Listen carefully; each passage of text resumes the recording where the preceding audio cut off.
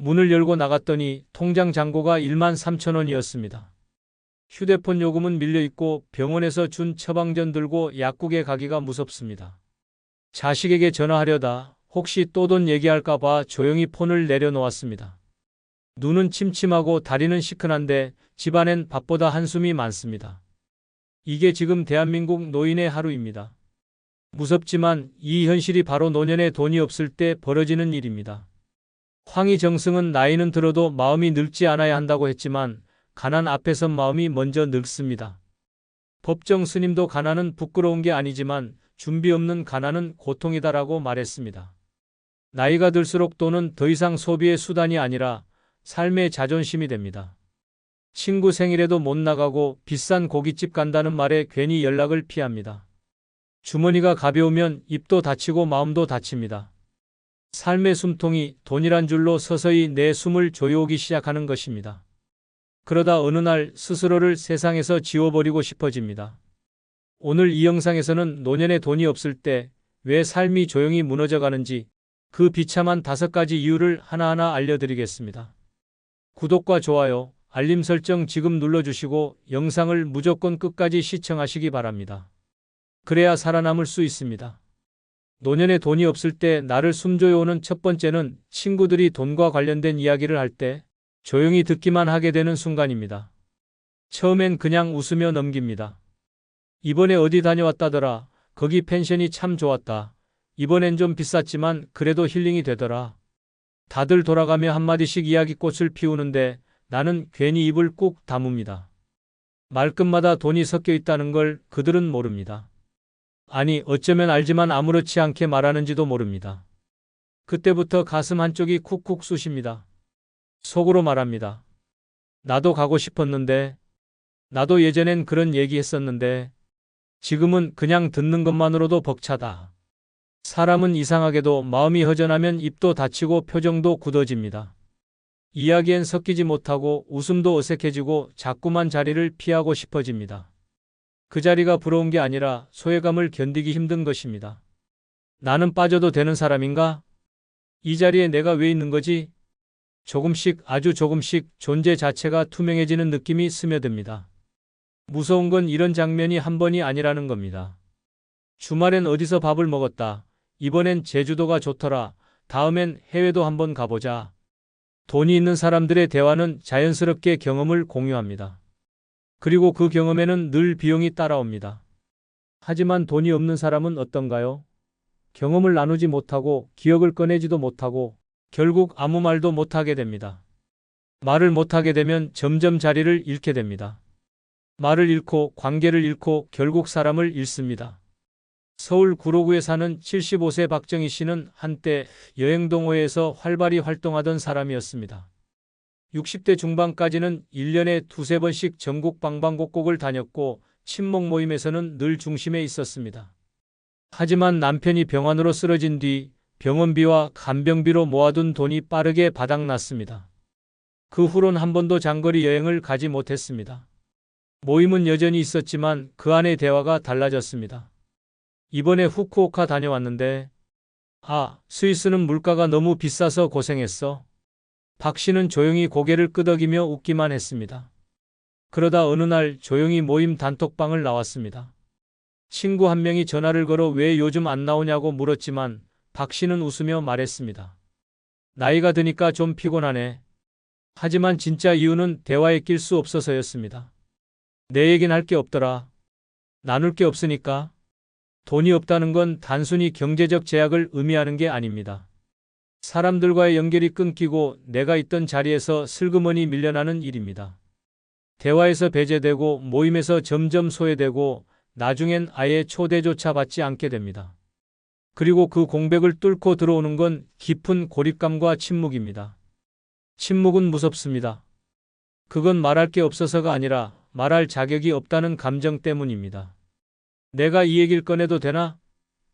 나만 빠진 것 같네. 괜히 말 꺼냈다가 초라해질까 봐. 이렇게 망설이다 보면 나도 모르게 아예 침묵에 익숙해집니다. 그 순간 삶의 리듬이 무너집니다. 모임에 나가고 싶어도 안 나가게 되고 전화를 받고 싶어도 차마 못 받게 됩니다.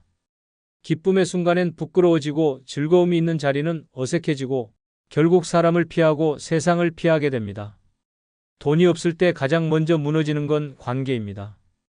그리고 그 관계의 시작점은 바로 대화입니다. 말하지 못하는 사람은 점점 투명해집니다. 그리고 노년의 외로움은 바로 그 투명함 속에서 피어납니다. 이 모든 게 시작된 건 친구들의 이야기 앞에서 그냥 조용히 웃으며 듣기만 했던 바로 그 순간이었습니다.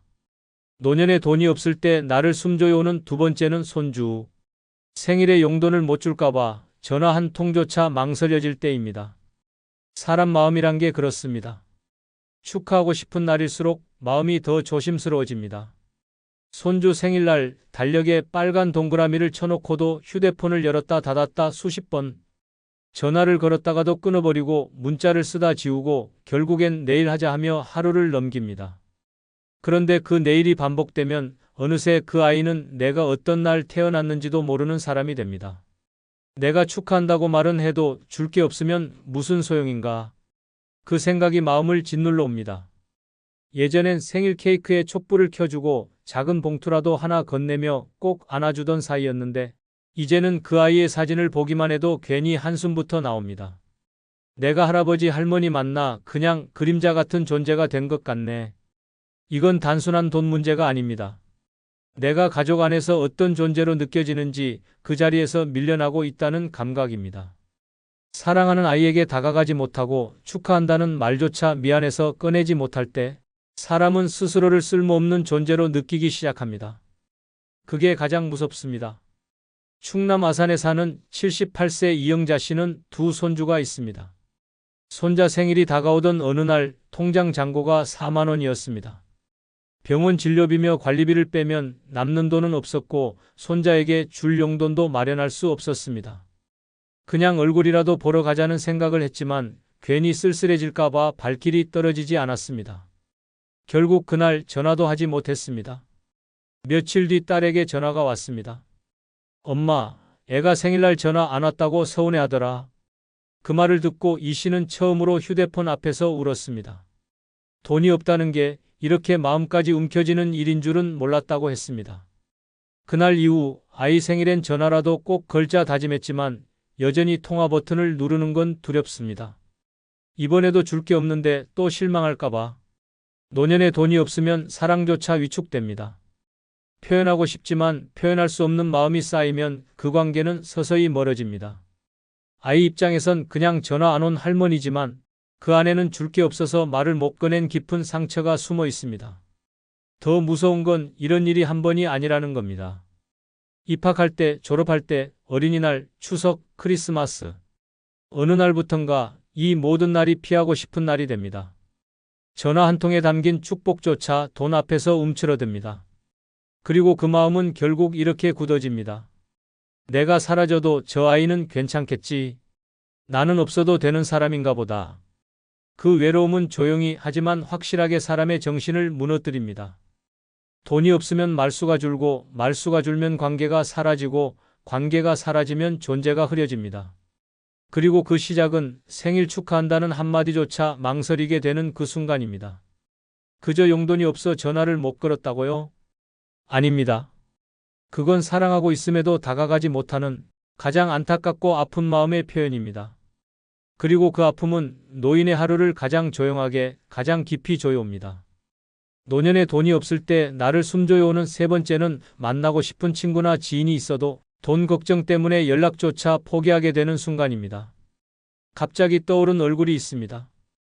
예전 직장 동료, 동창 혹은 같은 병원에서 우연히 친해졌던 사람. 문득 그 사람이 보고 싶어집니다. 한번 밥이나 먹자는 말 한마디가 목구멍까지 올라오지만 결국 삼켜버립니다. 왜냐고요? 밥값이 걱정되기 때문입니다. 지하철 탈 돈, 식당 가서 커피 한 잔 마실 여유조차 없을 때 사람은 보고 싶은 마음보다 지갑 걱정이 먼저 앞섭니다. 그리고 그 걱정이 쌓이면 결국 관계를 끊는 습관이 몸에 배입니다.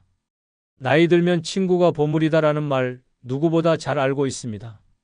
하지만 현실은 다릅니다. 돈이 없으면 친구조차 만날 자격이 없다고 느끼는 순간이 옵니다. 한 끼 밥값도 내기 어려운 처지에서 오랜만에 얼굴 보자는 말이 쉽게 나올 수 있을까요? 상대가 아무렇지 않게 생각하더라도 내 마음은 그렇지 않습니다. 내가 괜히 민폐 아닌가? 이번에도 얻어먹기만 하면 어쩌지? 차라리 혼자가 낫겠다는 생각이 드는 순간 마음의 문이 철컥 닫혀버립니다. 경기도 의정부에 사는 76세 조영호 씨는 군대 동기 중 유일하게 연락을 이어가던 친구가 있었습니다. 젊었을 땐 1년에 두세 번은 꼭 만나서 국밥 한 그릇에 웃고 떠들었고 연금 받은 날에는 술 한 잔씩 건네며 서로의 노후를 위로하던 사이였습니다. 하지만 어느 해부터 조 씨는 먼저 연락을 하지 않기 시작했습니다. 애들이 등록금 문제로 힘들다며 연금을 중단했고 병원비도 계속 나가면서 지갑이 얇아졌습니다. 그러다 친구에게 연락이 왔습니다. 야, 우리 올해는 얼굴 한번 보자. 그 말에 조 씨는 이렇게 대답했습니다. 나 요즘 좀 바쁘다. 건강이 별로 안 좋아서. 그건 거짓말이었습니다. 바쁜 것도 아니고 아픈 것도 아니었습니다. 그냥 지갑이 비었기 때문입니다. 그 후론 연락도 안 왔습니다. 그리고 조 씨는 그 친구가 몇 달 뒤 갑자기 세상을 떠났다는 소식을 들었습니다. 내가 한 번만 연락했어도. 그 말이 머릿속에서 수없이 반복되었지만 이미 너무 늦었습니다. 돈이 없다는 건 단지 소비를 못하는 게 아니라 인연을 포기하게 만드는 힘입니다. 보고 싶은 사람을 못 만나고 그리운 사람과의 거리를 일부러 두게 만들고 결국 외로움이라는 거대한 벽 속에 스스로를 가두게 됩니다. 젊었을 땐 돈 없어도 만나자고 말합니다. 하지만 나이 들면 말은 달라도 현실은 냉정해집니다.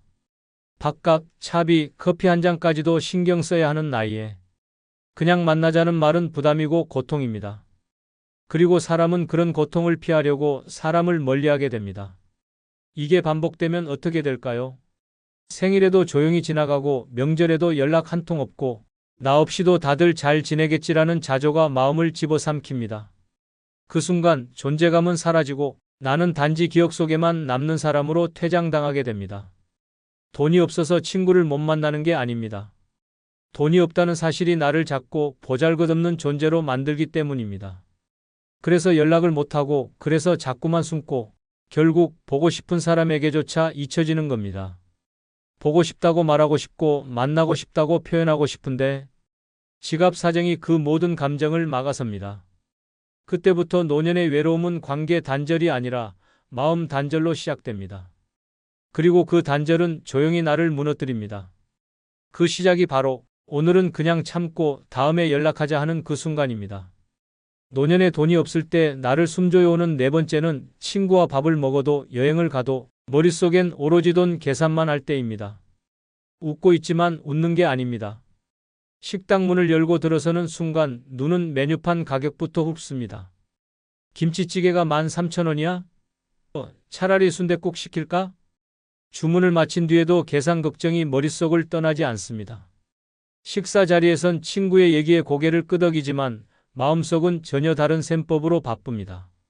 오늘 내가 계산할 차례였던가? 이번에도 얻어먹는 건가? 그런 생각이 계속 맴돕니다. 사람들과 함께 있어도 속으론 혼자입니다. 머릿속에선 지출표를 돌리며 자책합니다. 이 돈이면 며칠치 반찬거리인데 한 달에 병원 2번밖에 못 가는데 또 줄어드네. 밥 한 끼가 미안함으로 변하고 여행 한 번이 불안으로 바뀝니다. 즐거워야 할 자리가 마음을 무겁게 짓누릅니다. 같이 가자는 말이 고맙기보단 무섭고 내가 낼게라는 말이 반갑기보단 창피합니다. 이쯤 되면 사람은 즐길 수 있는 능력 자체를 잃어버립니다. 몸은 함께 있는데 마음은 멀어지고 결국 그 자리는 다음번에도 피하고 싶어집니다. 부산 사하구에 사는 73세 이정아 씨는 5명의 친구들과 1년에 한 번씩 여행을 다녔습니다. 처음엔 모두 비슷한 처지였기에 간단한 민박에 김밥 싸서 다니는 소박한 여행이었습니다. 하지만 몇 년 새 친구들 중 몇몇이 자녀로부터 금전적 도움을 받기 시작했고 그때부터 분위기가 달라졌습니다. 이번엔 좀 좋은 데서 자자, 고기 한번 구워 먹자, 온천까지 가면 완벽하겠다. 이 씨는 따라가면서도 웃으면서도 내내 계산기만 두드렸습니다. 숙박비 7만 원, 식사비 3만 원, 교통비, 간식, 입장료. 돌아오는 버스 안에서 그는 스스로에게 말했습니다. 나는 이번이 마지막이다. 그 이후 다음 여행에선 핑계를 댔습니다. 무릎이 안 좋아서, 집안에 일이 있어서, 몸살 기운이 좀 있어서. 그 말은 전부 돈이 없어서라는 한 문장으로 귀결되는 진심이었습니다. 친구들은 몰랐습니다. 여행 도중에도 이 씨가 카페를 피했던 이유가 그 한 잔의 커피가 그에겐 세 끼 식사만큼 부담스러웠다는 사실을. 돈이 없으면 마음이 조급해집니다. 밥을 먹으면서도 입맛이 없고 웃어도 웃는 게 아닙니다. 즐겁자고 나선 자리가 자존감을 갉아먹는 시간이 됩니다. 문제는 이게 한 번만 그런 게 아니라는 겁니다. 한 번의 밥자리, 한 번의 여행이 반복되면 사람은 점점 관계를 유지하는 게 고통이라는 결론을 내립니다. 그리고 그렇게 사람을 끊고 외로움에 스스로를 가둡니다. 즐거움에 집중하지 못하는 삶은 살아있어도 살아있는 게 아닙니다. 함께 있어도 외롭고 대화 속에서도 멀어진 느낌. 이건 돈이 없어서가 아니라 마음의 여유를 잃어버렸기 때문입니다. 돈 걱정 없이 사람을 만나고 돈 생각 없이 밥을 먹고 돈 셈 없이 웃으며 여행할 수 있는 날이 노년에도 가능할 거라 믿었던 그때가 그립습니다. 하지만 지금은 메뉴판을 보며 마음 졸이고 지갑을 만지작거리며 말 한마디도 조심해야 하는 그 무거운 시간이 일상이 되어버렸습니다. 밥 한 끼, 여행 한 번. 그 안에 담긴 고통의 무게는 아무도 모릅니다. 그저 혼자 삼킬 뿐입니다. 노년에 돈이 없을 때 나를 숨조여 오는 다섯 번째는 삶이 그저 하루를 버티는 일처럼 느껴질 때입니다. 아침에 눈을 뜨고도 일어나지 않습니다. 일어나야 할 이유가 없기 때문입니다. 식사 준비, 어제 반찬 그대로, 외출, 돈 들 일, 병원, 진료비가 부담이라 그냥 참습니다. 텔레비전을 틀어놓고 가만히 누워있다가 어느새 해가 지고 밤이 되고 다시 아침이 옵니다. 그 하루가 또 시작되었다는 사실에 피로부터 몰려옵니다. 젊을 때는 하루가 희망이었습니다. 무언가 할 수 있다는 기대, 갈 곳이 있다는 활력, 누군가와 통화하며 웃을 수 있는 시간. 하지만 지금은 다릅니다. 하루하루가 끝나기만을 기다리는 고역처럼 느껴집니다. 이유는 단 하나. 돈이 없기 때문입니다. 돈이 없으면 선택권이 없습니다. 먹고 싶은 걸 사 먹지 못하고 보고 싶은 곳에도 갈 수 없고 심지어 전기세 아끼려 불도 최소한으로 켜둡니다. 그런 삶에 어떤 기대가 남겠습니까? 문제는 그 감정이 하루, 이틀이 아니라는 겁니다. 한 달, 두 달 시간이 쌓일수록 사람은 자신이 세상에서 잊힌 존재처럼 느껴지기 시작합니다. 그리고 그 순간부터 삶은 사는 것이 아니라 버티는 것으로 변합니다. 전라남도 광양에 사는 79세 최문규 씨는 스스로를 사람 아닌 존재라고 말했습니다. 5년 전 부인과 사별한 뒤 혼자 살며 기초연금으로만 생활하고 있습니다. 하루 일과는 단순합니다. 오전 10시에 일어나 고구마 하나로 끼니를 때우고 TV를 보다 졸고 오후엔 시장에 다녀오고 저녁에는 라디오를 듣다 잠듭니다. 말을 한마디도 안 하는 날이 대부분이고 전화벨은 한 달에 한두 번 울릴까 말까입니다. 그는 말합니다.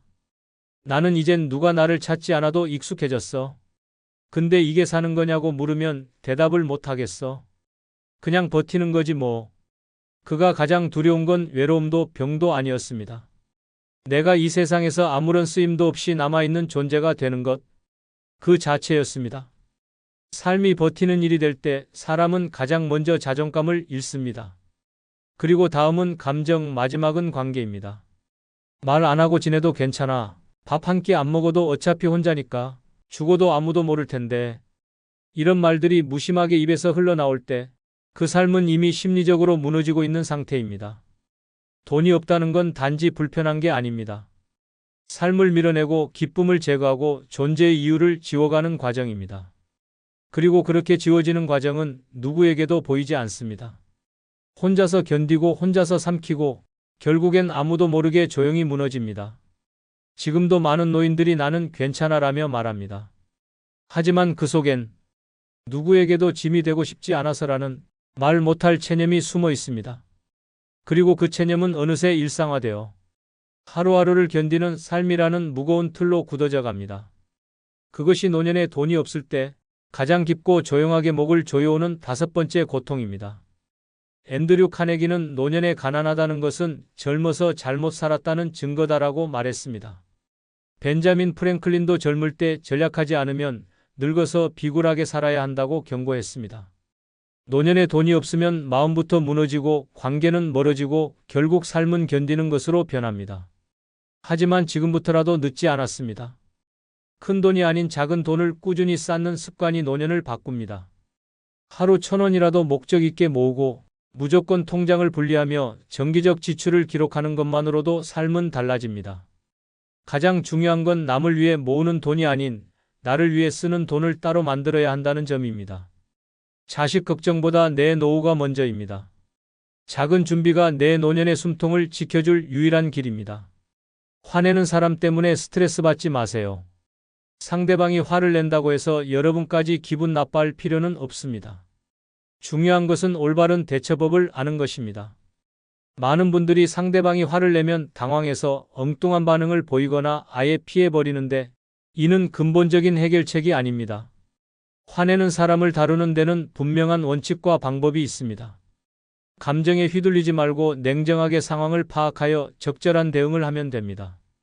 이번 영상에서는 즉시 대처할 수 있는 4가지 구체적인 방법을 알려드리겠습니다. 이론적인 설명보다는 실제 상황에서 바로 써먹을 수 있는 실용적인 기술들입니다. 이 방법들만 제대로 익히면 앞으로는 누가 화를 내든 당황하지 않고 차분하게 대처할 수 있을 것입니다. 구독, 좋아요, 알림 설정 꾹 눌러주시고 주변의 소중한 분들에게 공유해 주시기 바랍니다. 욱하고 화 잘 내는 사람에게 현명한 첫 번째 대처법은 공감과 이해를 표현하는 것입니다. 나이가 들수록 주변 사람들과의 관계에서 서로를 이해하는 것이 얼마나 중요한지 더욱 깨닫게 됩니다. 특히 오랜 세월을 함께 살아온 가족이나 이웃이 화를 낼 때 무작정 맞서거나 피하기만 해서는 근본적인 해결이 되지 않습니다. 진정한 해결책은 바로 따뜻한 공감에서 시작됩니다. 많은 분들이 상대방이 화를 낼 때 왜 그렇게 화를 내느냐며 화내는 행동 자체를 문제 삼습니다. 하지만 이런 접근은 상대방을 더욱 자극할 뿐입니다. 화를 내는 사람은 자신의 감정을 인정받고 싶어 합니다. 설령 그 화가 불합리해 보일지라도 그 순간만큼은 상대방에게 충분히 타당한 이유가 있는 것입니다. 공감의 첫 번째 단계는 상대방의 감정을 그대로 받아들이는 것입니다. 정말 속상하셨겠어요? 라는 말 한마디가 상대방의 마음을 얼마나 편안하게 만들 수 있는지 모릅니다. 이때 중요한 것은 진심으로 그렇게 생각해야 한다는 것입니다. 억지로 하는 공감은 오히려 상대방을 더욱 화나게 만들 수 있습니다. 예를 들어 남편이 직장에서 스트레스를 받고 집에 와서 화를 낼 때를 생각해 보세요. 오늘 하루 정말 힘드셨겠어요? 라고 말하면서 어깨를 살짝 토닥여주는 것만으로도 상황은 완전히 달라집니다. 남편은 자신의 고생을 알아주는 아내가 있다는 것에 위안을 받고 화도 자연스럽게 가라앉게 됩니다. 공감의 두 번째 단계는 상대방의 입장에서 상황을 이해하려고 노력하는 것입니다. 그런 상황에서는 누구나 화가 날 수 있어요 라고 말하면서 상대방의 감정을 정당화해 주세요. 이것이 바로 공감의 핵심입니다. 상대방이 틀렸다고 생각하더라도 그 순간만큼은 상대방의 편에 서서 이해하려고 노력하는 것입니다. 평생을 살아오면서 우리는 수많은 사람들과 관계를 맺어왔습니다. 그 과정에서 배운 가장 중요한 지혜 중 하나가 바로 상대방의 마음을 읽는 능력입니다. 화가 난 사람의 표정과 목소리 톤을 보면 그 사람이 얼마나 힘든지 알 수 있습니다. 이런 관찰력을 바탕으로 적절한 공감을 표현하는 것이 중요합니다. 공감을 표현할 때 사용할 수 있는 구체적인 말들을 알아보겠습니다. 정말 답답하셨겠어요? 얼마나 힘드셨을까요? 그런 기분 이해해요. 정말 속상하셨겠어요? 같은 표현들이 효과적입니다. 이런 말들은 상대방에게 나는 당신의 감정을 이해하고 있다는 메시지를 전달합니다. 공감을 표현할 때 목소리 톤도 매우 중요합니다. 평소보다 조금 더 부드럽고 따뜻한 목소리로 말하세요. 너무 큰 소리로 말하면 상대방이 부담스러워할 수 있고 너무 작은 소리로 말하면 진정성이 느껴지지 않을 수 있습니다. 적당한 크기의 목소리로 천천히 말하는 것이 가장 좋습니다. 몸짓 역시 공감을 전달하는 중요한 수단입니다. 상대방에게 다가가서 어깨를 가볍게 토닥이거나 손을 잡아주는 것도 좋습니다. 단, 상대방이 너무 화가 나서 신체 접촉을 원하지 않을 수도 있으니 상황을 잘 판단해서 행동하세요. 만약 접촉이 어렵다면 고개를 끄덕이거나 상대방을 바라보는 것만으로도 공감을 표현할 수 있습니다. 공감을 표현한 후에는 상대방의 이야기를 더 자세히 들어보세요. 무슨 일이 있었는지 더 자세히 말해주세요 라고 하면서 상대방이 자신의 감정을 충분히 표현할 수 있도록 도와주세요. 이때 중간중간 그랬군요. 정말요. 힘드셨겠어요. 같은 추임새를 넣어주면 상대방은 더욱 시원하게 이야기할 수 있습니다. 상대방의 이야기를 들으면서 절대 해서는 안 되는 것이 있습니다. 바로 조언이나 해결책을 성급하게 제시하는 것입니다. 화가 난 사람은 당장 해결책을 원하는 것이 아니라 자신의 감정을 인정받고 싶어 합니다. 따라서 충분히 공감을 표현한 후에 상대방이 진정되었을 때 조언을 하는 것이 좋습니다. 공감과 이해의 표현은 단순히 기술이 아닙니다. 오랜 인생 경험을 통해 터득한 사람에 대한 이해와 사랑이 바탕이 되어야 합니다. 나이가 들수록 주변 사람들과의 관계가 더욱 소중해지는 만큼 서로를 이해하고 배려하는 마음이 필요합니다. 여러분의 따뜻한 공감 한마디가 상대방의 마음을 치유하고 관계를 더욱 돈독하게 만들어줄 것입니다. 욱하고 화 잘 내는 사람에게 현명한 두 번째 대처법은 침묵의 힘을 활용하는 것입니다. 60대가 넘어서면서 가족들과의 사소한 갈등이나 이웃과의 다툼에서 상대방이 큰 소리를 내거나 화를 낼 때 어떻게 대처해야 할지 막막하기만 합니다. 어떤 때는 미안하다고 사과하고 싶어도 상대방의 화가 너무 커서 입을 열기조차 어려운 상황이 생깁니다. 그런데 오늘부터는 더 이상 그런 상황에 위축되지 마세요. 침묵이라는 놀라운 지혜가 여러분의 마음을 평온하게 지켜줄 것입니다. 평생을 살아오면서 경험한 많은 갈등 상황들을 떠올려 보세요. 상대방이 화를 낼 때 우리는 본능적으로 변명하거나 맞서려고 했습니다. 하지만 그런 반응들이 과연 좋은 결과를 가져왔는지 돌이켜보면 대부분 상황만 더 악화되었을 것입니다. 화난 사람은 마치 끓는 물과 같아서 더 많은 연료를 넣으면 넣을수록 더욱 뜨거워집니다. 침묵의 첫 번째 효과는 상대방의 화에 기름을 붓지 않는다는 것입니다. 화가 난 사람은 자신의 감정을 쏟아낼 상대가 필요합니다. 하지만 여러분이 조용히 있으면 상대방은 혼자서 화를 내야 하는 상황에 놓이게 됩니다. 마치 혼자 박수를 치는 것처럼 어색함을 느끼면서 점차 목소리가 작아지고 화도 수그러들게 됩니다. 침묵의 두 번째 효과는 우리 자신의 마음을 보호한다는 것입니다. 나이가 들수록 감정적인 상처는 더 깊게 남고 오래갑니다. 젊었을 때는 금세 잊을 수 있었던 말들도 이제는 며칠씩 가슴에 남아 잠을 설치게 만듭니다. 침묵을 지키면 불필요한 말다툼에 휘말리지 않고 마음의 평화를 유지할 수 있습니다. 그렇다면 어떻게 침묵을 지켜야 할까요? 첫째, 상대방이 화를 내기 시작하면 마음속으로 천천히 숫자를 세어보세요. 하나, 둘, 셋 하면서 마음을 진정시키고 말하고 싶은 충동을 억누르는 것입니다. 둘째, 상대방의 눈을 직접 바라보지 마세요. 정면으로 시선을 맞추면 도전적으로 보일 수 있으니 살짝 옆을 바라보거나 바닥을 내려다보는 것이 좋습니다. 셋째, 손을 자연스럽게 앞으로 모으고 어깨에 힘을 빼세요. 긴장된 자세는 상대방에게 적대감을 전달할 수 있습니다. 넷째, 가능하다면 의자에 앉아서 대화하세요. 서 있는 자세보다 앉아 있는 자세가 더 안정적이고 평화로운 느낌을 줍니다.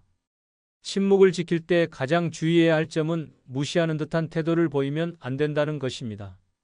상대방이 화를 내는 것을 듣고 있다는 표현을 몸짓으로 보여주세요. 고개를 가끔 끄덕이거나 음하는 작은 추임새를 넣는 것도 좋습니다.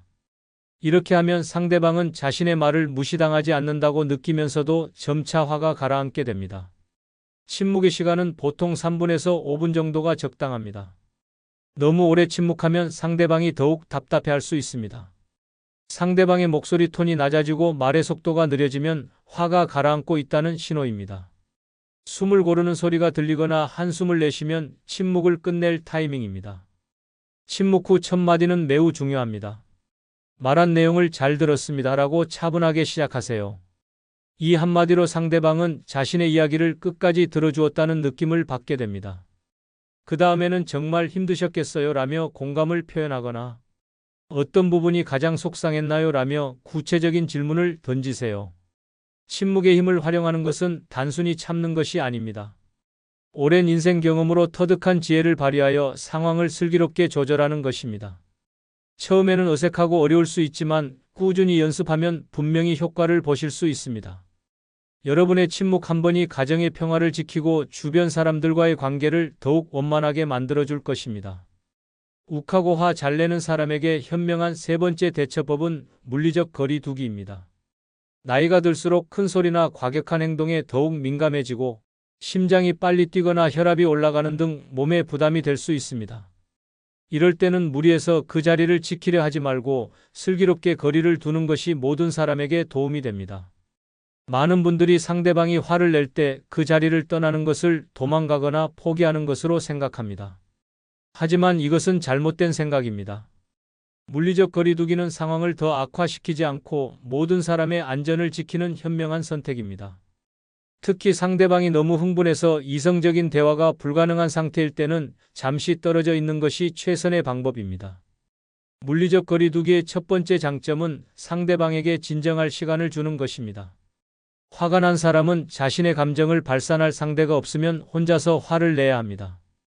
그러면 자연스럽게 자신의 행동을 돌아보게 되고 점차 마음이 가라앉게 됩니다.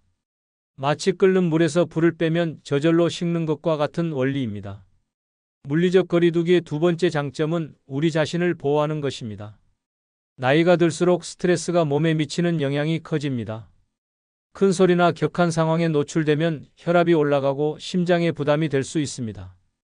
이런 상황에서는 건강을 위해서라도 그 자리를 피하는 것이 현명합니다. 그렇다면 어떻게 자연스럽게 거리를 둘 수 있을까요? 첫 번째 방법은 잠시 화장실에 다녀오겠습니다 라고 말하는 것입니다. 이렇게 하면 상대방도 자연스럽게 받아들일 수 있고 여러분도 부담 없이 그 자리를 떠날 수 있습니다. 화장실에서 찬물로 세수를 하거나 깊게 숨을 쉬면서 마음을 진정시키세요. 두 번째 방법은 물 한 잔 마시고 올게요 라고 말하는 것입니다. 부엌으로 가서 천천히 물을 마시면서 상황을 정리하는 시간을 가지세요. 이때 상대방에게도 물이나 차를 한 잔 준비해서 가져다 주면 더욱 좋습니다. 따뜻한 차 한 잔이 상대방의 마음을 진정시키는 데 도움이 될 수 있습니다. 세 번째 방법은 잠시 바람을 쐬고 오겠습니다 라고 말하는 것입니다. 집 앞 마당이나 베란다로 나가서 신선한 공기를 마시면서 마음을 가라앉히세요. 자연의 소리나 바람을 느끼는 것만으로도 스트레스가 많이 해소됩니다. 거리를 둘 때 가장 중요한 것은 상대방에게 도망가는 것이 아니라 잠시 쉬는 것이라는 느낌을 주는 것입니다. 조금 후에 다시 이야기하겠습니다 라고 말하면서 대화를 완전히 중단하는 것이 아니라 잠시 미루는 것임을 분명히 하세요. 이렇게 하면 상대방도 자신이 무시당하지 않는다고 느낄 수 있습니다. 거리를 둔 후에는 보통 10분에서 15분 정도 시간을 가지세요. 너무 빨리 돌아가면 상대방이 아직 화가 가라앉지 않았을 수 있고 너무 오래 기다리면 상대방이 불안해할 수 있습니다. 상대방의 목소리가 들리지 않거나 조용해지면 슬슬 돌아갈 타이밍입니다. 돌아갈 때는 조용히 다가가서 상대방의 상태를 살펴보세요. 만약 상대방이 아직 화가 나 있는 것 같다면 아직 기분이 안 좋으신 것 같은데 조금 더 시간을 가질까요? 라고 말하면서 다시 거리를 둘 수 있습니다. 하지만 상대방이 진정된 것 같다면 기분이 좀 나아지셨나요? 라고 부드럽게 물어보세요. 상대방이 진정되었다면 이제 대화를 재개할 수 있습니다. 이때 처음부터 문제를 해결하려고 하지 말고 아끼는 제가 상황을 잘 이해하지 못했던 것 같습니다 라고 말하면서 상대방의 이야기를 다시 들어보세요. 잠시 떨어져 있던 시간 동안 상대방도 자신의 감정을 정리했을 것이기 때문에 더 차분하게 대화할 수 있을 것입니다. 물리적 거리두기를 할 때 절대 해서는 안 되는 것이 있습니다. 첫째, 문을 세게 닫거나 큰 소리를 내면서 나가면 안 됩니다. 이런 행동은 상대방을 더욱 자극할 수 있습니다.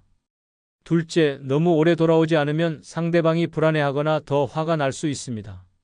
셋째, 돌아와서 왜 그렇게 화를 냈느냐며 상대방을 비난하면 안 됩니다. 물리적 거리두기는 단순히 피하는 것이 아니라 상황을 슬기롭게 관리하는 방법입니다. 오랜 인생 경험을 통해 언제 물러서야 하는지 아는 것도 중요한 지혜입니다. 때로는 한 발 물러서는 것이 두 발 나아가는 것보다 더 큰 용기가 필요할 수 있습니다. 여러분의 현명한 선택이 모든 사람에게 평화로운 시간을 선사할 것입니다. 욱하고 화 잘 내는 사람에게 현명한 네 번째 대처법은 화제 전환과 관심 돌리기입니다. 지금까지 침묵의 힘, 공감의 표현, 물리적 거리 두기를 배웠다면 이제는 상대방의 관심을 다른 곳으로 자연스럽게 유도하는 방법을 알아보겠습니다. 나이가 들수록 한 가지 일에 집중하는 시간이 길어지고 화가 나면 그 감정에서 쉽게 벗어나지 못하는 경우가 많습니다. 이럴 때 적절한 화제 전환은 마치 맑은 바람이 흐린 하늘을 걷어내는 것처럼 상황을 완전히 바꿔놓을 수 있습니다. 많은 분들이 상대방이 화를 낼 때 그 문제에만 계속 매달리려고 합니다. 하지만 때로는 그 문제에서 벗어나서 완전히 다른 이야기를 하는 것이 더 효과적일 수 있습니다. 특히 사소한 일로 화를 내는 경우라면 화제를 전환하는 것만으로도 상황이 완전히 달라질 수 있습니다. 화제 전환의 첫 번째 원칙은 자연스러워야 한다는 것입니다. 갑작스럽게 전혀 다른 이야기를 꺼내면 상대방이 이상하게 생각할 수 있습니다. 따라서 현재 상황과 어느 정도 연관성이 있는 주제로 서서히 옮겨가는 것이 중요합니다. 예를 들어 남편이 집안일 때문에 화를 내고 있다면, 그런데 오늘 마트에서 당신이 좋아하는 사과를 샀는데 정말 달고 맛있어 보이더라고요 라고 말하면서 자연스럽게 음식 이야기로 넘어갈 수 있습니다. 이렇게 하면 상대방의 관심이 화가 난 문제에서 맛있는 음식으로 옮겨가게 됩니다. 화제 전환의 두 번째 원칙은 상대방이 관심을 가질 만한 주제를 선택하는 것입니다. 오랜 세월을 함께 살아온 가족이라면 서로의 관심사를 잘 알고 있을 것입니다. 남편이 운동을 좋아한다면 스포츠 이야기를, 드라마를 좋아한다면 요즘 인기 있는 프로그램 이야기를 꺼내보세요. 그런데 어제 뉴스에서 봤는데 요즘 우리 동네에 새로운 산책로가 생겼다고 하더라고요. 날씨도 좋은데 함께 한번 가볼까요? 라고 말하면서 산책 이야기로 넘어가는 것도 좋은 방법입니다. 이렇게 하면 상대방의 관심이 화가 난 문제에서 즐거운 활동으로 옮겨가게 됩니다. 손자, 손녀 이야기도 매우 효과적인 화제 전환 수단입니다. 그런데 우리 손자가 어제 전화해서 하는 말이 정말 웃겼어요 라고 시작하면서 아이들의 귀여운 행동이나 말을 소개해 보세요. 대부분의 할머니, 할아버지들은 손자, 손녀 이야기만 나와도 얼굴이 밝아지고 화도 금세 가라앉습니다. 화제 전환을 할 때 사용할 수 있는 구체적인 표현들을 알아보겠습니다. 그런데 말이에요. 아, 맞다. 참 그러고 보니 어제 생각난 건데. 같은 표현으로 자연스럽게 시작할 수 있습니다. 이런 표현들은 갑작스러운 느낌을 주지 않으면서도 새로운 주제로 넘어갈 수 있게 도와줍니다. 음식 이야기는 언제나 좋은 화제 전환 소재입니다. 오늘 저녁에 당신이 좋아하는 된장찌개 끓여드릴게요 라고 말하거나 이웃집에서 맛있는 김치를 나눠줬는데 함께 드실래요? 라고 하면서 식사 준비를 제안하는 것도 효과적입니다. 음식은 사람의 기분을 좋게 만들고 화를 가라앉히는 데 도움이 됩니다. 날씨나 계절 이야기도 좋은 화제입니다. 오늘 정말 날씨가 좋네요. 빨래가 잘 마를 것 같아요 라고 말하거나 벌써 봄이 왔는데 올해는 꽃 구경 어디로 갈까요? 라고 하면서 계절의 변화나 앞으로의 계획에 대해 이야기할 수 있습니다. 건강 이야기도 나이가 든 분들에게는 관심사입니다. 요즘 무릎이 어떠세요? 병원에서 뭐라고 하던가요? 라고 물어보거나 오늘 아침에 건강 프로그램에서 좋은 정보를 봤는데 함께 들어보실래요? 라고 제안하는 것도 좋습니다. 이웃이나 친구들의 안부를 묻는 것도 효과적인 화제 전환 방법입니다. 그런데 옆집 김씨 할머니는 요즘 어떻게 지내시나요? 라고 물어보거나 오래된 친구분께 안부 전화라도 드려볼까요? 라고 제안하면서 주변 사람들에 대한 이야기로 넘어갈 수 있습니다. 과거의 좋은 추억을 떠올리게 하는 것도 훌륭한 방법입니다.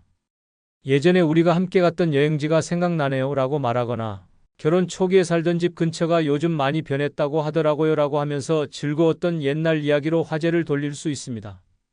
화제 전환을 할 때 주의해야 할 점들이 있습니다. 첫째, 너무 억지스럽게 하면 안 됩니다.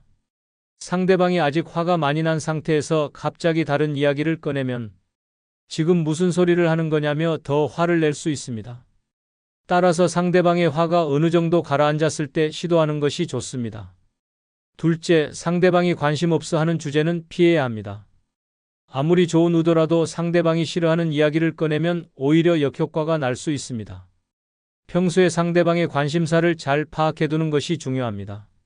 셋째, 화제를 전환한 후에는 그 주제에 충분히 집중해야 합니다. 대충 화제만 바꾸고 다시 원래 문제로 돌아가면 상대방이 기분 나빠할 수 있습니다. 새로운 주제에 대해 진심으로 관심을 보이고 대화를 이어가세요. 화제 전환이 성공하면 상대방의 표정이 밝아지고 목소리 톤도 부드러워집니다. 이때가 바로 관계를 회복할 수 있는 좋은 기회입니다. 아끼는 제가 좀 서운하게 해드린 것 같아서 미안해요 라고 자연스럽게 사과하거나 앞으로는 더 신경 써서 도와드릴게요라고 약속하면 됩니다. 화제 전환과 관심 돌리기는 상대방의 마음을 부드럽게 만드는 아주 효과적인 방법입니다. 오랜 인생 경험을 통해 사람의 마음을 읽고 적절한 주제를 선택하는 능력을 발휘하면 어려운 상황도 슬기롭게 해결할 수 있습니다. 여러분의 지혜로운 화제 전환이 가정의 웃음과 평화를 가져다 줄 것입니다. 병원에도 안 가요. 그 사람이 걱정할까봐 아픈 티도 못 낸대요. 자식들이 말려도 안 듣습니다. 마치 세상에 그 사람만 존재하는 것처럼 삽니다. 딱 하루 연락 안 됐다고 잠도 못 잤대요. 밥도 안 먹고요. 이성에 대한 집착이 삶 전체를 집어삼키는 데는 오래 걸리지 않습니다. 노년의 외로움은 허기보다 더 무섭고 그 허기를 사랑이라는 이름으로 채우려 할 때 마음은 점점 병들기 시작합니다. 처음엔 설렘이었지만 곧 의심과 불안, 통제할 수 없는 감정의 늪으로 빠집니다. 노년에 찾아온 이성적 감정, 과연 나를 살리는 감정일까요? 아니면 무너뜨리는 독일까요? 이번 영상은 노년의 이성적 사랑에 집착하면 안 되는 5가지 이유입니다. 지금부터 영상 끝까지 집중해서 시청해 주시기 바랍니다. 좋아요 지금 눌러주시면 감사하겠습니다. 노년의 이성을 사랑하면 안 되는 첫 번째 이유는 건강이 약해지면 상대방에게 모든 걸 끌려가기 때문입니다. 사랑은 서로 의지하고 배려하는 관계여야 합니다. 하지만 노년에 시작하는 연애는 시간이 지나고 몸이 약해지면 자연스럽게 주도권이 한쪽으로 쏠리게 됩니다. 특히 내가 병원에 자주 가야 하고 약을 챙겨야 하고 외출이 어려워질수록 일상의 결정권은 상대방에게 넘어가게 됩니다. 처음엔 고마웠습니다. 내가 병원 갈 때마다 같이 가주는 사람 얼마나 든든해. 약 챙겨주는 사람 하나 있다는 게 어디야. 이런 마음으로 시작한 의존은 점점 커지게 됩니다. 스스로 택시를 부르고 약국에 들르고 장을 보던 사람이 이제는 상대방의 손을 기다리고 눈치를 보고 허락을 구하게 됩니다. 그리고 2단계에 이르면 관계의 주도권은 명확하게 상대에게 넘어갑니다. 이건 단순한 배려나 도움의 문제가 아닙니다. 내가 약하니까 당신이 대신 해줘라는 구조는 결국 당신이 결정하는 대로 따를게요라는 순종으로 변질되기 마련입니다. 식사 시간도 외출 여부도 심지어 어떤 옷을 입을지도 상대의 기준에 맞추게 됩니다. 그러다 보면 내가 원해서 하는 일이 하나도 남지 않게 됩니다. 그리고 슬픈 건 그런 삶이 익숙해질수록 내가 뭘 원하는지조차 잊게 된다는 점입니다. 처음엔 내 몸이 아파서 상대에게 부탁했던 일들이 어느 순간부터는 당연한 일이 되어버리고 내 감정과 의견은 점점 사라지게 됩니다. 건강이 무너지면서 감정의 중심도, 결정의 중심도, 삶의 중심도 나에게서 멀어져 갑니다. 충청남도 천안에 사는 79세 문정희 씨 역시 그런 과정을 겪었습니다. 관절염과 고혈압으로 일상이 불편해졌을 무렵 요가 모임에서 알게 된 남성과 연애를 시작하게 됐습니다. 처음엔 정희 씨가 다정하게 챙김을 받는 입장이었고 그 역시 자상하게 그녀를 도왔습니다. 그러나 점점 그 남성은 그녀의 하루 일정을 모두 조율하기 시작했습니다. 병원 진료 시간도 약 복용 시간도 친구와의 약속도 모두 내가 다 알아서 할게라는 말 아래 통제되기 시작했습니다. 문제는 정희 씨가 말없이 그 방식에 순응해가면서 생겼습니다. 어느 날은 친구와 점심 약속이 있다고 하자 몸도 안 좋은 사람이 뭘 그렇게 돌아다니냐고 타박을 들었고 또 하루는 기분이 가라앉아 병원 대신 집에서 쉬고 싶다고 하자 내가 당신을 위해 얼마나 애쓰는데 그 정도도 못 맞춰주냐고 언성을 높였습니다. 그 말을 듣는 순간 정희 씨는 자신이 연인이 아니라 관리 대상이 되어버렸다는 사실을 깨달았습니다. 딸과의 통화 도중 딸이 엄마는 요즘 뭐가 제일 하고 싶어? 라고 물었을 때 정희 씨는 그 말에 아무 대답도 하지 못하고 눈물만 흘렸습니다. 너무 오랜 시간 그 사람 기준의 삶을 살다 보니 정작 자신이 원하는 걸 떠올리는 것조차 버거웠던 것입니다. 결국 정희 씨는 관계를 정리했습니다. 힘들었지만 다시 스스로 병원 일정을 잡고 시장에 나가 반찬거리를 고르고 공원 벤치에 혼자 앉아 하늘을 보는 그 평범한 시간이 예전보다 훨씬 자유롭고 편안하다는 걸 깨달았습니다. 그녀는 말했습니다. 사랑받는 기분은 좋았지만 내가 사라지는 기분은 더 괴로웠어요. 몸이 약해졌다고 감정까지 빼앗겨선 안 돼요. 내가 내 삶의 주인이라는 걸 잊지 말아야 해요. 노년의 사랑은 특별한 감정이지만 건강이 흔들리는 순간 그 감정은 쉽게 복종과 종속으로 바뀔 수 있습니다. 노년의 이성을 사랑하면 안 되는 두 번째 이유는 경제적 손해를 되돌릴 수 없기 때문입니다. 젊었을 때는 잘못된 선택을 해도 다시 시작할 시간이 있습니다. 하지만 노년엔 그렇지 않습니다. 한번 무너지면 다시는 회복할 수 없는 것, 그게 바로 돈입니다. 그래서 노후의 사랑이 무서운 이유는 감정보다 돈이 먼저 흔들린다는 데 있습니다. 처음엔 단순한 식사 한 끼, 작은 선물 하나였습니다. 하지만 감정이 깊어질수록 혹시 이 사람 힘든 건 아닐까? 내가 조금 도와주는 게 맞지 않을까? 라는 생각이 스며듭니다. 그 순간부터 지갑이 열립니다. 병원비를 대신 내주고 생활비를 도와주고 때론 신용카드를 함께 쓰기도 합니다. 심지어 내 집에 살게 해주고 공동명의로 바꾸자는 제안도 망설임 없이 받아들입니다. 왜냐고요? 이 사람은 나를 정말 사랑하니까라는 믿음 때문입니다. 하지만 그 믿음은 아주 작은 틈 하나만 생겨도 무너지는 모래성에 불과합니다. 더 큰 문제는 그 돈을 잃고 나면 어디에도 기대할 곳이 없다는 점입니다. 자식들에게 말하기 부끄럽고 주변 사람들에게 창피해서 숨깁니다. 그러다 어느 순간 통장 잔고가 바닥나고 병원비도 걱정해야 하며 신용불량자 신세가 되는 경우도 있습니다. 그때 깨닫습니다. 나는 돈이 아니라 감정을 줬다고 생각했는데 저 사람은 처음부터 돈만 받았던 거였구나. 이후에는 돌이킬 수 없습니다. 왜냐하면 노년엔 다시 일어나 돈을 벌 시간도 체력도 없기 때문입니다. 사랑이 돈을 초월한다고 말하지만 현실의 사랑은 돈에 기대 살아갑니다. 경제적으로 여유가 있을 때만 느긋한 사랑이 가능하고 돈이 떨어지는 순간부터 그 사랑은 책임이 되고 짐이 됩니다. 상대방이 떠나는 순간 남는 건 잔고가 텅 빈 통장과 텅 빈 마음뿐입니다. 가장 안타까운 점은 이 모든 일이 사랑이라는 이름으로 벌어졌다는 사실입니다. 전라남도 순천에 사는 72세 이명자 씨는 남편과 사별한 후 지인의 소개로 한 남성을 만났습니다. 그 남성은 자식과 연락도 끊기고 건강도 좋지 않다며 명자 씨에게 하소연을 자주 했습니다. 처음엔 안쓰러운 마음에 약값을 몇 번 대신 내줬고 병원 갈 때 함께 동행하기도 했습니다. 그가 카드값이 밀렸다고 하자 명자 씨는 자신의 카드를 내주며 이 정도는 도와줄 수 있지라고 생각했습니다. 문제는 그때부터였습니다. 그는 점점 더 많은 금전적 요구를 했고 어느 날은 같이 살자며 명자 씨 집으로 들어왔습니다. 한 집에서 살다 보니 생활비는 전부 명자 씨 몫이 됐고 본인 연금까지 손댈 정도였습니다. 명자 씨는 고민 끝에 집 일부를 팔아 생활비로 쓰기로 결정했지만 그 과정에서 그 남성은 서류를 대신 처리해 주겠다며 공동명의를 요구했습니다. 그때까지만 해도 명자 씨는 사랑이라고 믿었습니다. 하지만 집 명의가 바뀌자 그는 돌연 태도를 바꿨고 외박이 잦아졌습니다. 그제야 알았어요. 나를 사랑한 게 아니라 내 재산을 이용하려 했던 거였다는 걸요. 명자 씨는 법적 대응을 시도했지만 이미 공동명의로 바뀐 집의 권리를 되찾기란 어려운 일이었습니다. 자식들에게 말도 못하고 홀로 병원에 입원하며 한숨을 내쉬었다고 합니다. 그녀는 이렇게 말했습니다. 내가 어리석은 건 알아요. 그런데 그때는 그 사람이 없으면 죽을 것 같았어요. 지금은 매달 받는 연금 외엔 소득이 없고 병원비조차 자식에게 손 벌려야 하는 처지가 되었습니다. 이 사례는 단순한 예외가 아닙니다. 사랑이라는 이름으로 감정이 무너지면 이성과 계산은 사라지고 맹목적인 신뢰만 남습니다. 그 신뢰는 반드시 돈을 잃고 난 뒤에야 무너집니다.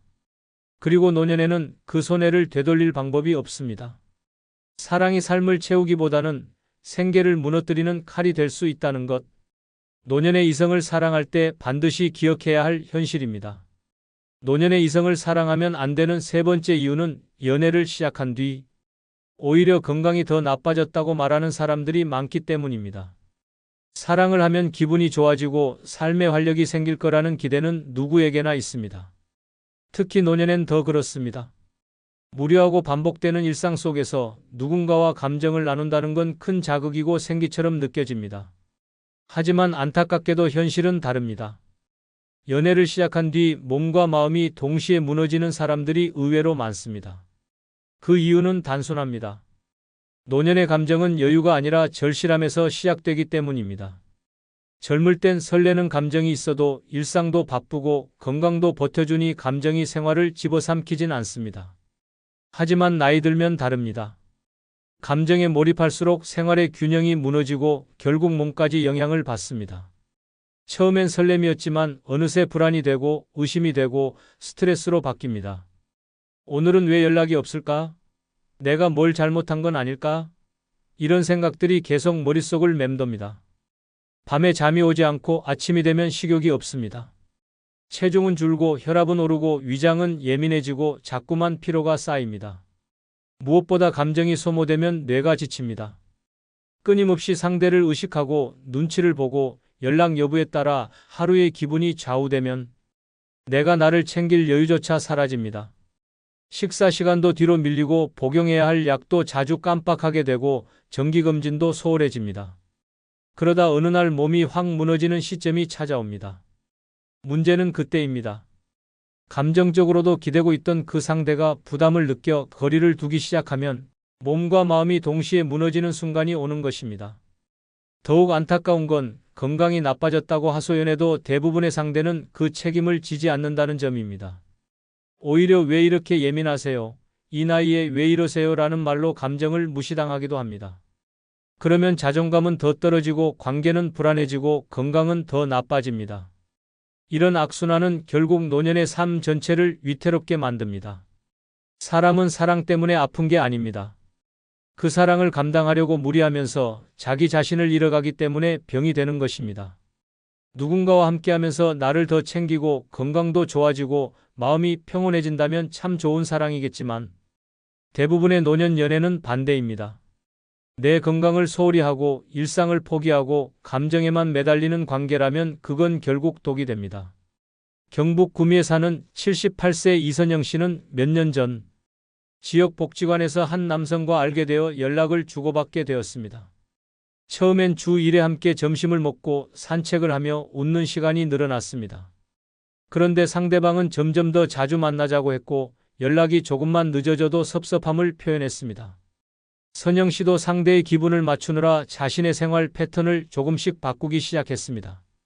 원래는 오전 9시에 일어나 아침 식사를 하고 11시에 혈압약과 당뇨약을 챙겨 먹던 규칙적인 삶이었는데 상대가 아침마다 전화를 걸어와 산책을 요구했고 점심도 무조건 밖에서 함께 먹기를 원했습니다.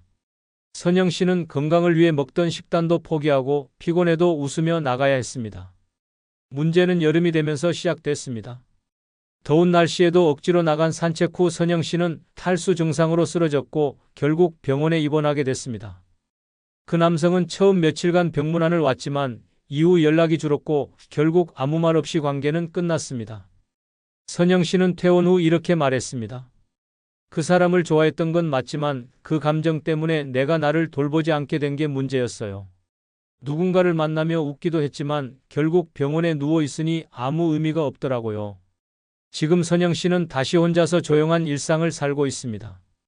가끔 외롭기도 하지만 규칙적으로 식사하고 산책하며 마음 편한 건강이 얼마나 소중한지를 다시 깨달았다고 합니다. 그녀는 덧붙였습니다. 다시 연애하라고 해도 안 해요. 감정보다 중요한 게 내 몸이라는 걸 뼈저리게 느꼈거든요. 노년의 건강은 돌이킬 수 없습니다. 사랑이 내 몸을 무너지게 만든다면 그것은 결코 아름다운 감정이 아닙니다. 노년에 진짜 필요한 건 나를 아끼는 감정이지 나를 갉아먹는 사랑이 아닙니다. 노년의 이성을 사랑하면 안 되는 네 번째 이유는 자기 자존심까지 꺾어가며 맞춰야 할 일이 많기 때문입니다. 사랑이란 본래 서로를 배려하고 존중하는 관계입니다. 하지만 노년의 사랑은 종종 그 균형이 무너지기 쉽습니다. 특히 외로움이 깊을수록 상대를 잃지 않기 위해 나를 너무 많이 내주게 됩니다. 그때부터 사랑은 더 이상 평등한 감정이 아니라 한쪽이 무릎 꿇고 한쪽을 바라보는 구도가 되어버립니다. 처음에는 사소한 양보였습니다.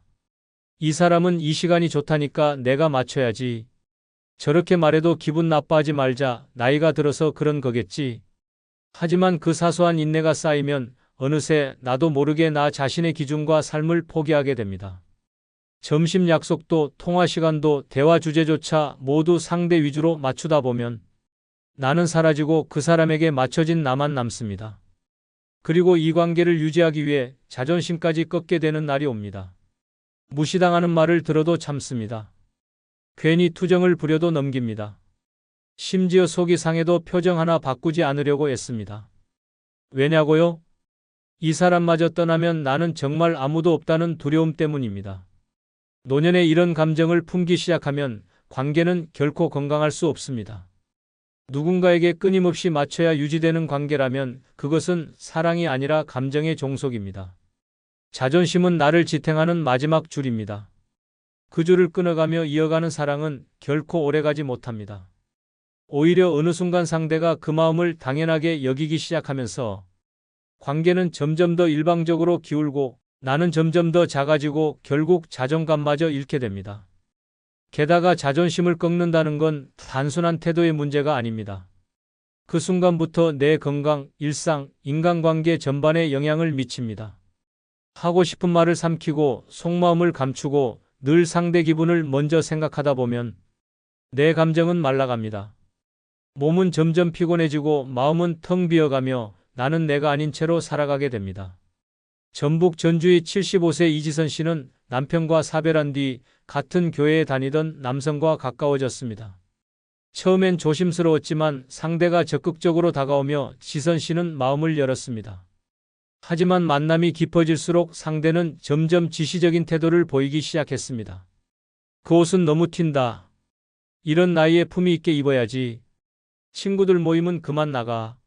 나랑 시간 보내는 게 먼저 아니야? 지선 씨는 처음엔 그저 조언이라 생각하고 웃어넘겼습니다. 하지만 어느 순간부터 자신이 하는 모든 행동이 상대의 기준에 맞춰지기 시작했습니다. 문제는 그 남성이 그녀의 말버릇이나 취미까지 하나하나 간섭하기 시작하면서 터졌습니다. 하루는 지선 씨가 친구들과의 찻집 모임에서 30분 늦게 돌아오자 그는 어디서 뭘 하고 다녔길래 연락도 없냐며 소리를 질렀습니다. 그 말에 지선 씨는 순간 얼어붙었고 이후 다시는 친구들을 만나지 않았습니다. 그때부터입니다.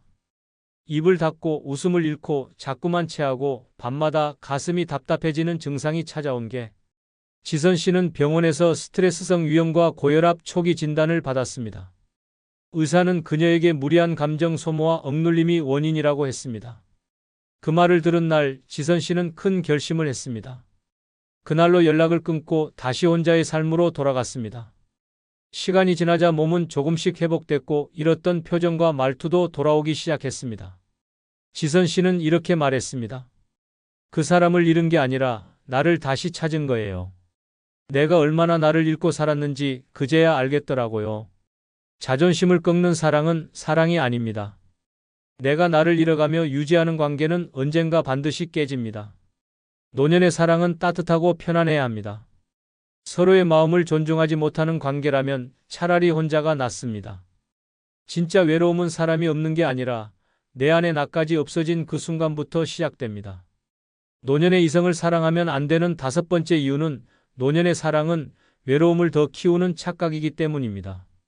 사람은 누구나 외롭습니다. 특히 노년이 되면 그 외로움은 깊어집니다. 자식은 바쁘고 친구는 줄어들고 일상은 반복되는 침묵뿐입니다. 그 틈을 비집고 들어오는 따뜻한 말 한마디, 친절한 손길은 마치 운명처럼 느껴집니다. 처음엔 설렘이었습니다. 누군가가 나를 걱정해주고 전화 한 통에 웃음 짓는 날들이 찾아왔습니다. 하지만 그 감정은 곧 통제가 되지 않는 집착으로 변하기 시작했습니다. 오늘은 왜 먼저 연락이 없을까? 혹시 다른 사람과 있는 건 아닐까? 이런 불안은 점점 깊어지고 감정은 내 마음의 균형을 무너뜨립니다. 하루가 상대방 중심으로 재편되고 내 일상은 사라집니다. 스스로 식사 챙기던 사람도 병원 예약하던 사람도 어느 순간 그 사람 없이는 아무것도 못하게 됩니다. 이것이 바로 의존이고 이 의존은 사랑이라는 이름으로 포장되지만 결국은 나를 더 깊은 외로움 속으로 끌어당깁니다. 사랑은 외로움의 해답이 아닙니다. 오히려 사랑이라는 감정을 빌려 외로움을 덮으려 할수록 그 감정은 더 민감해지고 더 상처받기 쉬워집니다. 노년의 사랑은 단단하지 않습니다. 수십 년을 함께 산 부부 사이도 무너지는 것이 인생인데 단기간에 찾아온 감정이 평생의 공허를 메워줄 수 있다고 믿는 건 위험한 환상입니다. 그 감정은 내가 만들고 내가 집착하며 결국 내가 무너지는 방향으로 흐릅니다. 사랑에 기대려 했던 마음은 결국 나 자신을 더 힘들게 만들 뿐입니다. 혼자여서 외로운 게 아닙니다. 감정의 균형을 잃었을 때 진짜 외로움이 시작되는 것입니다. 서울 동작구에 사는 74세 박춘자 씨는 남편과 사별한 뒤 오랜 시간 혼자 살았습니다.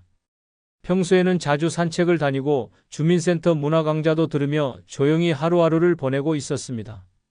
그러던 어느 날 같은 강좌를 듣던 한 남성과 우연히 점심을 함께 먹게 되었고 이후 두 사람은 자연스럽게 연락을 주고받기 시작했습니다. 처음엔 기분이 좋았습니다. 함께 시장을 보고 버스를 타고 꽃 구경도 하며 늙어서도 설렐 수 있구나 싶은 마음에 웃음이 절로 나왔습니다. 그러나 문제는 관계가 깊어지면서 시작됐습니다. 박 씨는 점점 상대방에게 연락이 없으면 불안해졌고 혼자 있는 시간이 더욱 허전하게 느껴졌습니다. 자기 자신을 위해 살아가던 시간이 점차 줄어들었고 언제부터인가 모든 행동의 기준이 그 사람이 좋아할까, 싫어할까로 바뀌었습니다. 상대는 그 변화를 감지하고 점차 거리를 두기 시작했습니다. 우린 가볍게 만나는 사이인데 왜 이렇게 예민하게 받아들이세요? 라는 말에 박 씨는 큰 충격을 받았습니다. 그날 이후로 박 씨는 불면과 식욕 저하를 겪었고 결국 정신과 진료를 받게 되었습니다. 박 씨는 눈물을 흘리며 이런 말을 남겼습니다. 난 그 사람이 있어서 외롭지 않다고 믿었는데 사실은 그 사람 때문에 더 외로워졌던 거였어요. 박 씨는 지금 다시 혼자의 일상으로 돌아가기 위해 노력 중입니다. 정기적으로 상담을 받고 다시 그림을 그리며 마음을 다잡고 있지만 그 깊이 파였던 감정의 상처는 쉽게 아물지 않는다고 합니다. 외로움을 덜어주길 바랐던 사랑이 오히려 외로움을 증폭시킨다는 것. 이것이 노년의 이성을 사랑할 때 반드시 생각해야 할 현실입니다. 사랑은 삶을 채우는 힘이 될 수도 있지만 그 감정의 방향을 잘못 잡으면 그 어떤 외로움보다 더 큰 상처로 돌아옵니다. 박춘자 씨의 이야기처럼 말입니다. 하루에도 12번 괜찮냐는 말을 듣지만 정작 내 마음 챙겨주는 사람은 없습니다. 나이 들수록 걱정만 늘어갑니다. 건강 걱정, 자식 걱정, 돈 걱정, 그리고 외로움. 아무리 씩씩한 척해도 속은 이미 지쳐 있습니다. 그런데 말입니다. 이 걱정들 내가 꼭 끌어안고 살아야 할 이유가 있을까요? 이제는 말해야 합니다. 내 걱정 다 가져가라. 더는 남을 위해 아프지 않고 더는 남의 눈치 보며 늙지 않겠습니다. 노년에 스트레스 없이 사는 단 5가지 방법 지금부터 알려드리겠습니다. 먼저 구독, 좋아요, 알림 설정하시면 시작하겠습니다. 노년에 스트레스 없이 사는 첫 번째 방법은 내 마음을 불편하게 하는 사람과는 과감히 멀어지는 것입니다. 늙어서까지 남의 눈치 보며 억지로 관계를 유지하느라 끙끙 앓을 이유는 전혀 없습니다. 젊을 땐 어쩔 수 없이 직장 상사에게, 사돈에게, 친구에게 웃어야 했지만 이젠 아닙니다. 내 인생은 더 이상 남의 기분을 맞춰주는 연극이 아닙니다. 내 마음 편한 사람이 아니면 그냥 연락하지 않고 안 만나면 그만입니다. 생각해 보십시오. 당신을 매번 불편하게 만드는 사람, 대화할 때마다 은근히 자랑하고 상처 주는 말 툭툭 던지는 사람, 만나고 나면 기운 빠지는 그 인간관계. 왜 아직도 끌어안고 있습니까? 늙어서까지 좋은 사람으로 남으려다 당신 인생은 피곤해지기만 합니다. 나이 들어 친구라도 있어야지라는 착각이 가장 위험합니다. 잘못된 친구는 병보다 무섭고 악성 스트레스는 병을 부릅니다. 누군가가 말했습니다. 내가 나를 아끼지 않으면 아무도 나를 아껴주지 않는다고. 사람 사이의 관계는 결국 에너지 교환입니다. 줄기만 하는 관계는 결국 당신을 소모시킵니다.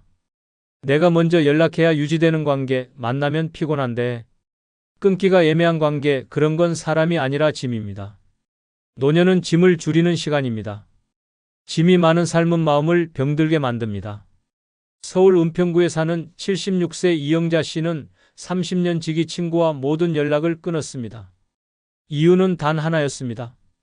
그 친구는 만나기만 하면 자식 자랑, 남편 흉, 건강 걱정, 그리고 결국엔 내가 너무 부럽다는 뻔한 멘트로 이 씨의 감정을 소모시켰습니다. 처음엔 참고 넘겼지만 매번 만나고 나면 한숨이 나오고 며칠간 기분이 가라앉았습니다. 결정적으로 남편이 병원에 입원했을 때도 아유, 나도 아픈데 어쩌라고라는 말 한마디를 듣고 이 씨는 깨달았습니다. 이건 친구가 아니다. 그냥 익숙한 타인일 뿐이다. 그날 이후 전화번호도 차단하고 모임도 끊고 아예 마음에서 지웠습니다. 그 대신 이 씨는 조용히 공원 산책 모임에 나가기 시작했습니다. 이름도 모르는 사람들과 가볍게 인사하고 강아지 이야기하고 계절 이야기하며 웃는 시간이 훨씬 편안했습니다. 그 누구도 평가하지 않고 사생활을 캐묻지 않으며 말 한마디에 상처 주지 않는 공간에서 이 씨는 오랜만에 마음이 평온해지는 느낌을 받았습니다. 나중에는 이렇게 말했습니다. 그 친구랑은 30년을 만나도 불편했는데 여긴 모르는 사람인데도 웃음이 납니다. 마음이 편하면 그게 좋은 관계 아닙니까? 노년에 중요한 건 관계의 수가 아니라 질입니다. 오래 봤다고 무조건 남아야 할 인연은 없습니다.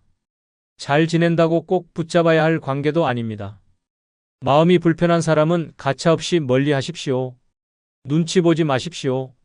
나를 위한 이기심은 노년의 생존 전략입니다.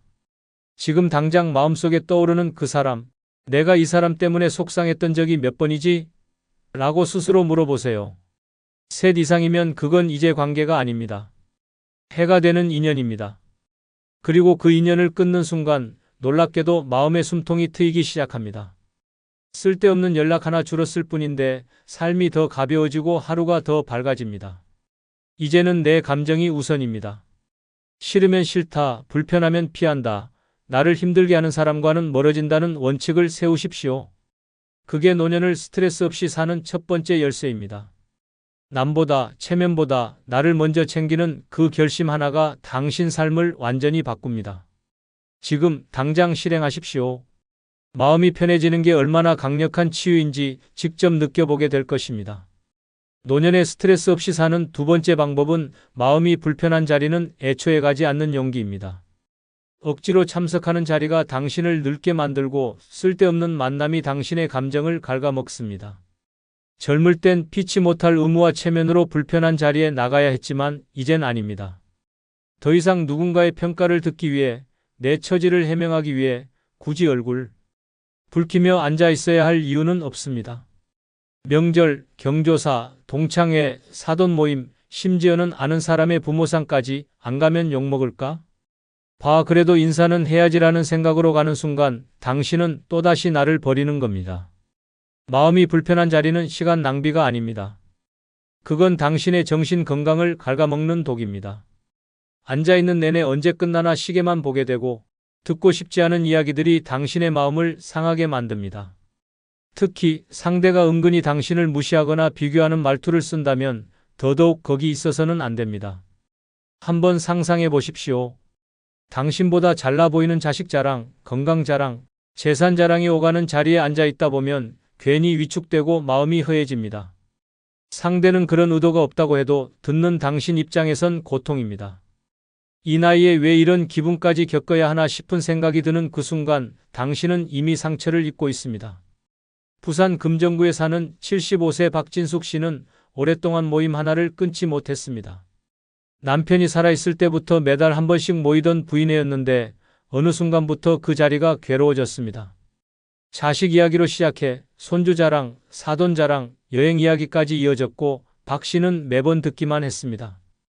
자신은 남편도 세상을 떠났고 자식도 외국에 있어 같이 살지도 않는데 그 이야기들이 점점 불편해졌습니다. 그런데도 매달 갔습니다. 이유는 단 하나였습니다. 안 나가면 이상한 사람 소리 들을까봐. 그러던 어느 날 모임에 참석하고 돌아온 박 씨는 밤새 잠을 이루지 못했습니다. 왜인지 모르게 서러움이 밀려왔고 괜히 나는 왜 이렇게 살고 있을까 자책하게 됐습니다. 그날 이후 박 씨는 모임에 나가지 않았습니다. 대신 평소 자주 가던 도서관 옆 커피숍에서 혼자 책을 읽기 시작했습니다. 그렇게 몇 달이 지나자 얼굴빛이 달라졌다는 얘기를 듣게 됐고 스스로도 한결 가벼워진 마음을 느꼈습니다. 그녀는 말했습니다. 그 모임 안 가고부터 잠이 잘 와요. 그거 하나로 충분해요. 마음이 불편한 자리는 아무리 오래된 인연이라도 아무리 큰 행사라도 가지 않는 게 답입니다. 거기서 당신의 안부를 진심으로 걱정해주는 사람이 몇 명이나 있습니까? 대부분은 겉으로만 웃고 속으로는 서로를 비교하고 평가합니다. 너 아직도 거기 살아? 자식은 뭐해? 몸은 괜찮아? 이런 말은 안부가 아니라 통제입니다. 그 안에서 자신을 숨기며 웃고 있으면 결국은 마음의 병이 됩니다. 이젠 괜찮습니다. 불참한다고 이상한 사람 되는 것도 아니고 안 간다고 인생이 무너지는 것도 아닙니다. 오히려 가지 않았을 때 느끼는 해방감, 평온함, 그것이야말로 진짜 노년의 평화입니다. 나를 무시했던 자리, 내 말을 끊고 자식 자랑만 하던 사람들, 그런 곳에 왜 다시 가야 합니까? 한 번도 나를 진심으로 대해주지 않은 사람들과 왜 계속 관계를 유지해야 합니까? 진짜 중요한 건 자리가 아닙니다. 그 자리에 있는 나의 마음입니다. 마음이 편하지 않으면 안 가는 것이 맞습니다. 체면보다 예의보다 내가 먼저입니다. 이제는 어디 가야 하나보다 어디 가지 말아야 하나를 먼저 생각해야 합니다. 그것이 노년의 지혜입니다. 그리고 당신이 지금까지 살아온 세월을 가장 존중하는 방법입니다. 무례한 사람이 있는 자리에 스스로를 밀어넣지 마십시오. 마음이 불편한 곳이라면 그냥 가만히 집에서 쉬는 것이 훨씬 낫습니다. 맛있는 거 하나 시켜놓고 좋아하는 드라마나 음악을 듣는 그 시간이 억지로 웃으며 앉아있는 1시간보다 100배 낫습니다. 나를 위한 시간이 많아질수록 남의 기대를 채우기 위한 시간은 줄어야 합니다. 이제부터는 내가 편한 쪽을 택하십시오. 더 이상 누구에게도 증명하지 마십시오. 당신은 이미 충분히 살아왔고 누굴 위해 살기엔 이 삶이 너무 아깝습니다. 마음이 편해야 진짜 건강해지고 진짜 젊어집니다. 그 출발점은 단 하나입니다.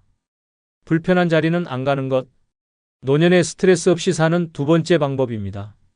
노년에 스트레스 없이 사는 세 번째 방법은 돈을 나를 위해 기꺼이 쓰는 결심입니다. 평생 남만 챙기며 살았습니다. 자식 뒷바라지, 남편 밥상, 부모 병원비까지 그렇게 아끼고 또 아껴서 손에 남은 게 뭡니까? 정작 내가 입은 옷은 늘 몇 년 전 옷이고 내가 먹은 밥은 싸구려 반찬 두어 가지입니다. 그런데도 아직도 아깝다. 나중에 써야지라는 말이 입에 붙어 있다면 당신은 지금도 자신을 후순위로 두고 살아가는 중입니다. 이제는 그 돈 당신을 위해 써야 합니다. 먹고 싶은 음식이 있다면 망설이지 말고 주문하십시오. 여행이 가고 싶다면 당장 짐을 싸십시오. 배우고 싶었던 취미가 있다면 오늘부터 시작하십시오. 그 돈 아껴서 뭐해요? 자식 줄 거예요? 손주 학원비 돼야 해요? 냉정하게 말해서 그들은 이미 당신 없이도 살아갑니다. 그리고 그 돈 결국 병원비로 나가거나 당신 없는 세상에서 누군가의 카드값으로 사라집니다. 전라남도 여수에 사는 73세 김진호 씨는 자린고비로 유명했습니다. 물티슈도 반으로 잘라 쓰고 시장에선 깎는 데만 30분을 쓰는 분이었습니다. 그렇게 모은 돈이 적금과 예금으로 8천만 원 가까이 됐지만 정작 본인은 입원 중에도 밥값 아까우니 죽으로 때우겠다고 말하곤 했습니다. 그러나 아내가 세상을 떠난 뒤 그는 깨달았습니다. 내가 번 돈인데 나를 위해 한 번도 써본 적이 없구나. 그때부터 김 씨는 바뀌었습니다. 아침마다 순천에 있는 호수를 산책하고 한 달에 한 번은 꼭 근교 여행을 갔습니다. 처음엔 편의점 김밥 하나 사는 것도 아까웠지만 지금은 이 돈 안 쓰면 누구 좋은 일 시키나 하고 웃습니다. 최근엔 스마트폰으로 커피를 주문하는 법도 배웠고 동네 카페 사장과 친구가 됐습니다. 그는 이렇게 말합니다. 그냥 나를 위해 돈 쓴다는 게 이렇게 기분 좋은 일인지 몰랐어요. 내 인생인데 내가 좀 누리면 안 되겠습니까? 문제는 돈이 아닙니다. 마음을 쓸 줄 아느냐입니다. 돈은 결국 삶의 방향을 말해줍니다. 남을 위해 쓰면 내 인생은 타인의 것입니다. 나를 위해 쓰면 비로소 내 인생이 시작됩니다. 돈을 아무리 많이 모아도 행복하게 쓰는 법을 배우지 않으면 그 돈은 짐이고 불안입니다. 쓰지 못하는 돈은 그냥 숫자일 뿐입니다. 숫자가 인생을 위로해주지 않습니다. 숫자는 따뜻하지 않습니다. 당신의 외로움도 허기짐도 슬픔도 채워주지 못합니다. 무엇보다 중요한 건 타이밍입니다. 돈은 내가 건강할 때 써야 가치가 있습니다. 나이 들면 한 끼 밥값도 한 잔 커피도 한 번의 외출도 에너지가 필요합니다. 그 에너지마저 사라지면 아무리 돈이 많아도 쓸 수가 없습니다. 돈은 늙기 전에 쓰는 게 정답입니다. 나중에 쓸게요 라는 말은 결국 못 쓰겠다는 뜻입니다. 지금 아니면 안 됩니다. 내 몸이 아직 움직이고 내 눈이 아직 빛날 때 내 손으로 내 돈을 써야 그것이 진짜 행복입니다. 이제 결심하십시오. 누구에게도 미안해하지 마십시오. 자식에게 물려주지 않아도 됩니다. 손주 학자금 안 내줘도 됩니다. 내가 살아온 인생, 내가 보상받아야 할 시간입니다. 남이 아닌 나에게 돈을 쓰는 순간 마음에 평화가 찾아옵니다. 내가 나를 챙긴다는 확신이 생기면 외로움도 줄고 자존감도 올라갑니다. 그것이 노년을 버티게 하는 힘입니다. 냉장고에 유통기한 지난 반찬이 쌓이기 전에 서랍 속 봉투에 쌓인 돈부터 꺼내십시오. 가장 먼저 해야 할 일은 나를 위한 소비입니다. 마음 편히 사는 노년의 시작은 거창한 게 아닙니다. 나를 위해 기꺼이 돈 쓰는 그 순간부터 진짜 내 인생이 시작되는 것입니다. 지금이라도 늦지 않았습니다. 그 돈 당신을 위해 당당하게 쓰십시오. 당신은 그럴 자격이 충분히 있습니다. 노년에 스트레스 없이 사는 네 번째 방법은 남이 나를 어떻게 볼지에 대한 집착을 끊는 것입니다. 당신이 누구보다 열심히 살아온 건 남의 인정받으려 한 일이 아니었습니다. 자식 먹여 살리려고 남편 뒷바라지하느라 상처투성이 몸과 마음으로 버텨온 인생이었습니다. 그런데 왜 지금까지도 남이 나를 어떻게 생각할까를 먼저 고민합니까? 이 나이에 이런 옷 입어도 될까? 사람들이 날 어떻게 볼까? 그런 걱정이 당신 삶을 더 초라하게 만듭니다. 이제는 눈치 보지 말고 사십시오. 남의 기준에 맞춰 사느라 자신을 잃는 순간 그게 바로 스트레스의 시작입니다. 나이 들수록 중요한 건 남에게 잘 보이는 인생이 아니라 스스로 편안한 인생입니다. 누가 뭐래도 내가 즐겁고 내가 행복하고 내가 편해야 제대로 늙는 겁니다. 체면이 당신을 살려줍니까? 눈치가 당신의 외로움을 달래줍니까? 서울 송파구에 사는 70세 문순희 씨는 평생을 단정한 며느리 예의 바른 어머니로 살아왔습니다. 말끝마다 조심했고 웃을 때도 소리 내지 않았습니다. 음식 하나를 사도 이런 거 입으면 나이값 못한다고 할까봐 망설였습니다. 심지어 여름에 민소매 옷도 입지 않았습니다. 팔뚝에 잡힌 군살이 창피해서가 아니라 저 나이에 왜 저렇게 입고 다니지? 하는 시선이 두려웠기 때문입니다. 하지만 3년 전 문 씨는 심장질환으로 수술을 받았고 회복실에서 혼자 누워있는 동안 이런 생각이 들었다고 합니다. 내가 왜 남 눈치 보느라 평생 나를 못 살겠지? 그때부터 그녀는 달라졌습니다. 붉은색 립스틱을 바르고 민트색 원피스를 입고 매주 금요일마다 재즈 카페에 가기 시작했습니다. 처음엔 별나게 굴지 마라는 말도 들었지만 문 씨는 이렇게 말했습니다. 내가 살아있는 동안은 나답게 살 거예요. 죽으면 그땐 아무도 내 옷차림 신경 안 써요. 우리 인생에서 가장 불필요한 걱정은 남들이 나를 어떻게 볼까입니다. 사람들은 생각보다 당신에게 관심 없습니다. 당신이 어떤 옷을 입었는지, 어떤 음식을 먹었는지, 어디를 갔는지 기억조차 못합니다. 그리고 설령 기억한다고 해도 그 사람의 시선 하나가 당신 인생을 바꿀 수 있는 것도 아닙니다. 그런데도 우리는 스스로를 가두고 감정을 억누르고 즐거움을 제한하며 살아갑니다. 그것이 얼마나 어리석은 일인지 늙고 나서야 알게 됩니다. 더 늦기 전에 스스로에게 물어보십시오. 내가 정말 하고 싶은 건 뭔가? 이 행동을 하는 이유가 진심으로 나를 위한 것인가? 만약 대답이 남들이 뭐라고 할까봐라면 지금 당장 그 행동을 멈추십시오. 타인의 평가에 인생을 맡기면 나중엔 내 감정이 사라집니다. 그렇게 살아온 사람의 말버릇은 이렇습니다. 그땐 그게 맞는 줄 알았지 하지만 그것이 맞았던 적은 단 한 번도 없습니다. 누군가는 이렇게 말합니다. 나이 들수록 더 단정하게, 더 점잖게 살아야 한다. 하지만 단정함이 꼭 침묵은 아닙니다. 점잖음이 반드시 자기 포기는 아닙니다. 나는 내가 편해야 합니다. 누군가에게 예의 있는 사람으로, 잘 늙은 사람으로 남기 위한 삶이 아니라 내가 행복하기 위한 삶을 살아야 합니다. 나를 불편하게 만드는 체면, 의무, 역할을 하나하나 내려놓을 때 비로소 내 삶이 내 것이 됩니다. 그러니 오늘부터는 이런 기준으로 판단하십시오. 이 옷 입으면 내가 웃을 수 있을까? 이 장소 가면 내가 편안할까? 이 말 하고 나면 내가 후련할까? 남이 아니라 나에게 중심을 맞추는 습관, 그것이 노년의 스트레스를 줄이는 핵심입니다. 하루하루가 선물 같은 나이에 남 눈치로 스스로를 포장할 이유는 없습니다. 노년의 가장 어리석은 일은 아직도 남의 시선 안에서 살고 있는 것입니다. 그리고 가장 현명한 일은 오직 나의 감정과 기분을 최우선으로 삼는 삶을 선택하는 것입니다. 그 결심 하나가 인생 후반전을 완전히 바꿔놓습니다. 늦지 않았습니다. 지금 당신 마음이 시키는 대로 사십시오. 그것이 가장 멋진 노후입니다.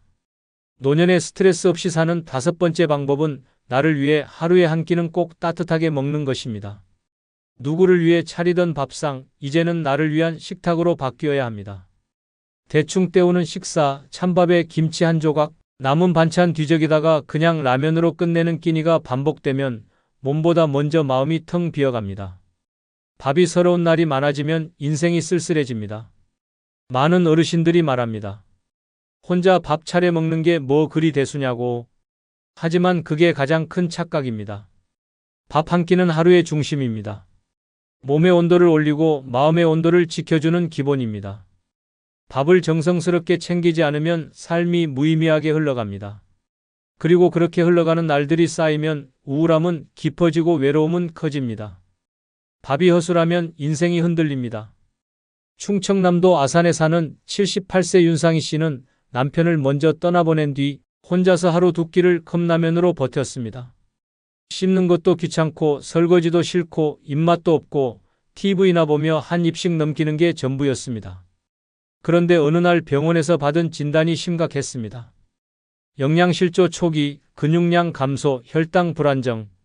의사는 말했습니다. 지금처럼 드시면 혼자 생활 어려워질 수 있습니다. 그 말을 듣고도 윤 씨는 한동안 식사를 대충 했습니다. 그런데 딱 하루 무심코 들른 동네 국밥집에서 따뜻한 선지국 한 그릇을 먹고 눈물을 흘렸습니다. 내가 언제 마지막으로 뜨거운 국밥을 제대로 먹어봤지? 그날 이후 윤 씨는 하루에 딱 한 끼 자기 손으로 국 하나, 반찬 2-3가지를 차려 먹기 시작했습니다. 달걀을 지지고 애호박을 볶고 김치를 데웠습니다. 처음엔 귀찮았지만 한 달이 지나자 얼굴에 생기가 돌았습니다. 체중도 늘고 표정도 밝아졌습니다. 밥 하나 차려 먹는 일이 이렇게 나를 살릴 줄은 몰랐어요 라고 말할 정도였습니다. 밥은 단순한 음식이 아닙니다. 그것은 나를 존중하는 방식입니다. 따뜻한 국 한 숟갈, 반찬 하나에 담긴 정성이 스스로를 위로합니다. 누군가를 위해 차리던 밥상이 사라진 자리에 나를 위한 밥상을 만들어야 합니다. 그것이 노년의 품위입니다. 아무도 나를 위해 밥을 차려주지 않는 시대가 왔다면 내가 나에게 밥을 차려주는 사람이 되어야 합니다. 혼자서 먹는 밥이라도 식탁보 하나 깔고 그릇을 예쁘게 놓고 따뜻한 반찬을 챙겨보십시오. TV를 끄고 창밖을 보며 천천히 음식을 씹어보십시오. 그 순간 마음속에서 묵직한 감정 하나가 녹기 시작할 것입니다. 아, 나는 나에게 이런 대접을 받을 자격이 있구나. 늙었다고 입맛을 포기하지 마십시오. 나이 들었다고 끼니를 허투루 넘기지 마십시오. 하루 한 끼 제대로 먹는 일이 당신 인생 전체를 지탱합니다. 돈 많은 노후, 친구 많은 노후도 좋지만 매일 밥 한 끼 따뜻하게 챙겨 먹는 노후야말로 진짜 부자입니다. 몸에 좋은 걸 먹자는 게 아닙니다. 나를 아끼는 마음을 매일 밥상에 올리자는 것입니다. 오늘 저녁 고등어를 구우십시오. 된장국에 두부 하나 띄우고 김치 한 접시 꺼내 보십시오. 그게 바로 삶이고 존엄입니다. 스트레스 없이 사는 노년은 거창한 행복이 아닙니다.